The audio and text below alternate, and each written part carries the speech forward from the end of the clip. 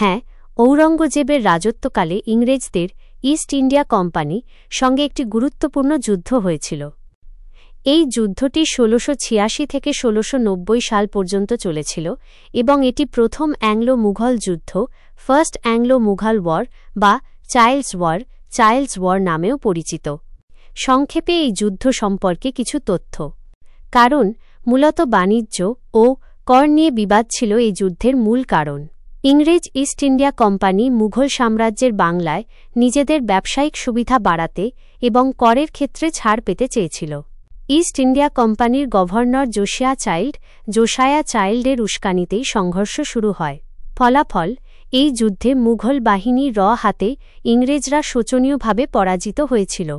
ঔরঙ্গজেব ইংরেজদের সমস্ত ফ্যাক্টরি বাজেয়াপ্ত করার নির্দেশ দেন।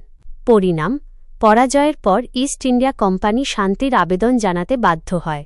তাদের দূতরা ঔরঙ্গজেবের কাছে গিয়ে ক্ষমা চান এবং বিপুল অঙ্কের জরিমানা ৫০,০০০ টাকা দিতে সম্মত হন। এরপরই ঔরঙ্গজেব তাদের পুনরায় বাণিজ্য করার অনুমতি দেন এবং তাদের বাজেয়াপ্ত সম্পত্তি ফিরিয়ে দেওয়া হয়। এই ঘটনাটি দেখায় যে ঔরঙ্গজেবের আমলে মুঘল সাম্রাজ্য তখনও যথেষ্ট শক্তিশালী ছিল এবং ইংরেজদের ঔদ্ধত্যকে সহজেই দমন করতে পারত।